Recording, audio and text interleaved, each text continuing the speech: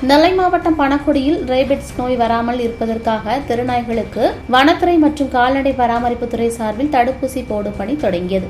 நெல்லை மாவட்டம் பணக்குடி பகுதியில் உள்ள தெருக்களில் அதிக அளவு நாய்கள் நடமாட்டம் இருந்து வருகிறது.